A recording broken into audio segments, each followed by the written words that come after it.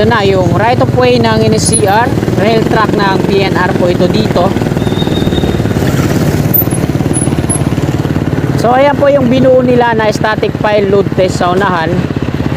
Diyan yung mga relays na bago nakasalansan sa kanan, mga steel bar na naglalakihan, crawler crane ng Trevi sa unahan, at ayan meron silang mga steel ladder na nakatayo doon, mga rebar cage na binubuo.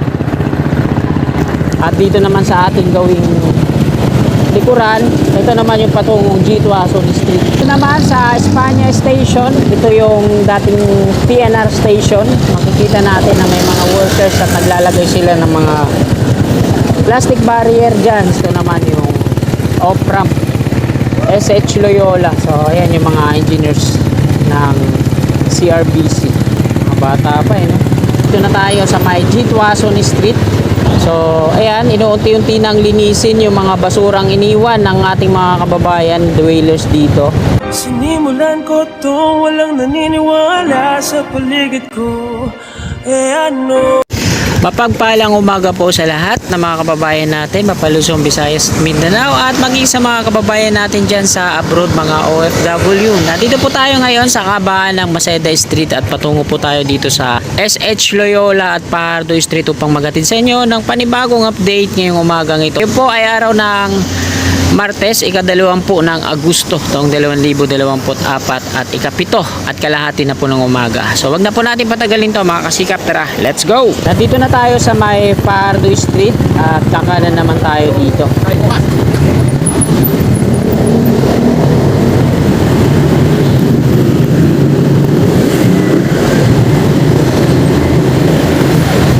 Sa unahan natin, ayan na po yung NLEX connector. Section 2. Mula po yan sa Espanya Boulevard patungong PUP.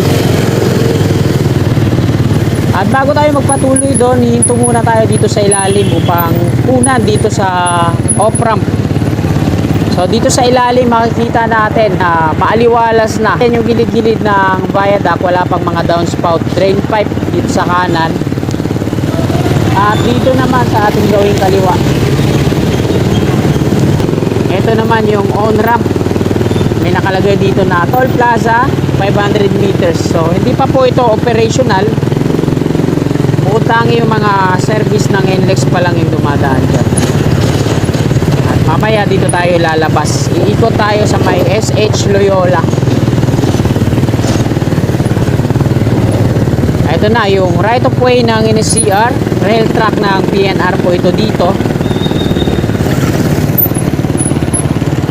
So ayan po yung binuo nila na static pile load test sa unahan.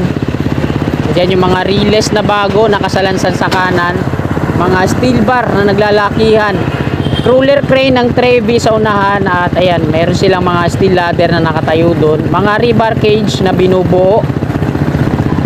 At dito naman sa ating gawing likuran, ito naman yung patungong G2 Ason Street.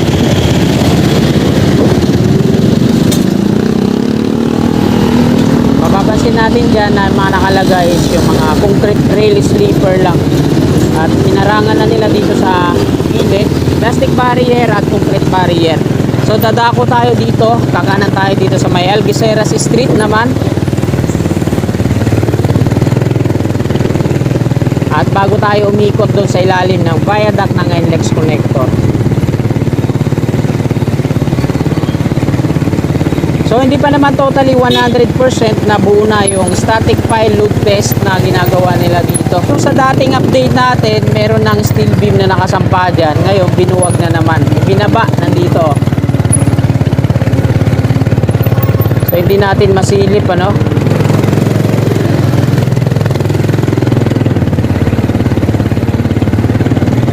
So i-assemble lang naman nila ulit yan.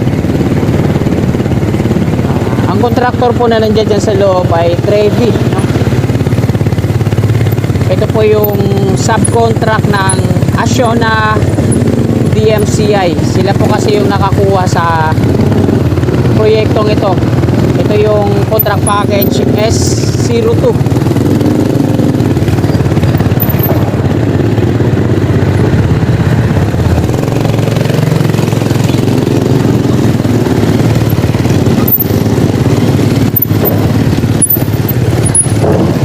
At dito naman sa Espanya Station, ito yung dating PNR station.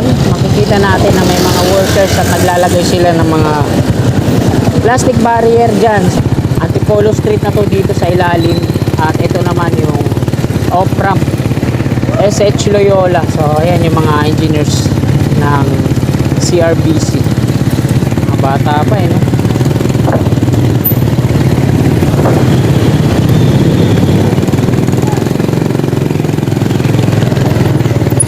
So kakanan tayo dito at doon tayo lalabas. Ayan po yung off-ramp. So hindi pa po operational yan. Ito naman yung ini-CR sa kanan.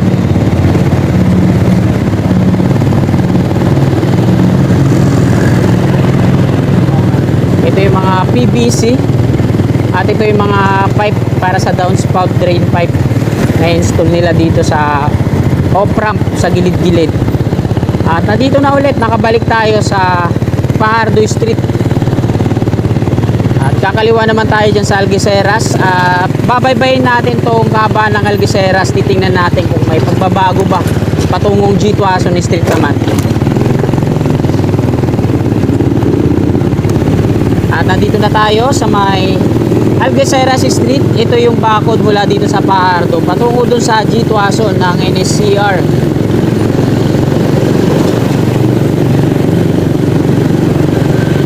Kompleto na rin pala ng mga signage sa taas, yung mga gantry dito sa on-ramp.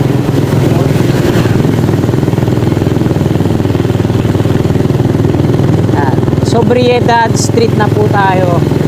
Pansin natin doon sa loob ang daming mga concrete na rail sleeper.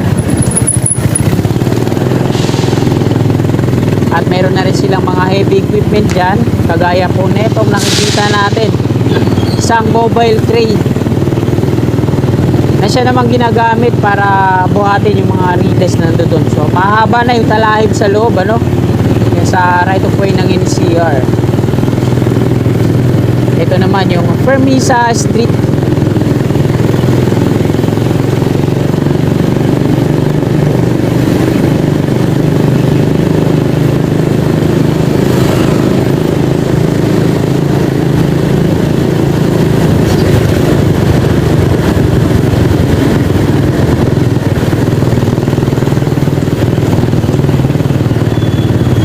Ito naman yung Honrades Street.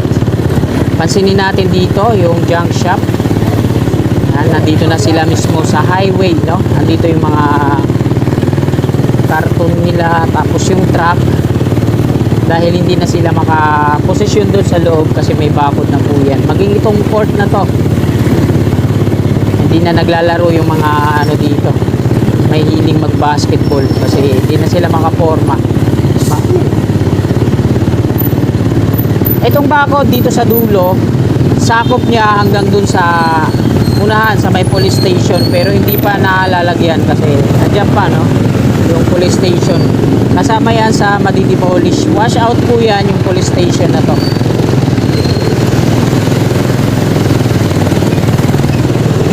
At nandito na tayo sa may G. Tuason Street.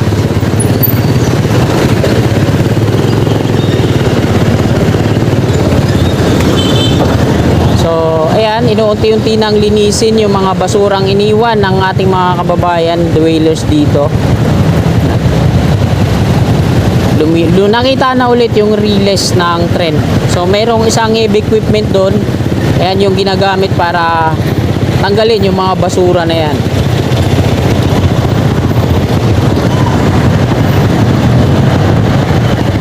Itong police station na to, meron siyang markings na 6.5 meters, tsaka 0 na sign, arrow. So, tanggal yan. Wash out hanggang dun sa likod. Itong mga kabayan sa kanan hanggang dun sa may Paltok Street at Ramon Magsaysay Boulevard. Wash out po yan. At ayan yung update natin dito. Dito naman sa kabila. Ayan. Tingnan nyo naman yung distansya ng bakod hanggang dun sa kaliwa. Ang lawak.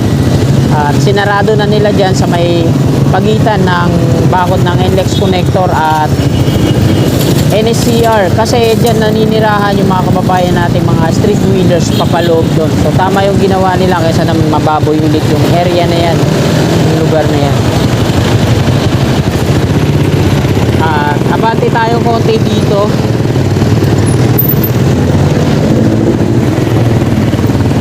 Ito yung mga kababayan natin mga street wheelers dito. May sarili silang tricycle. Nandiyan na papaloob yung kanilang mga gamit.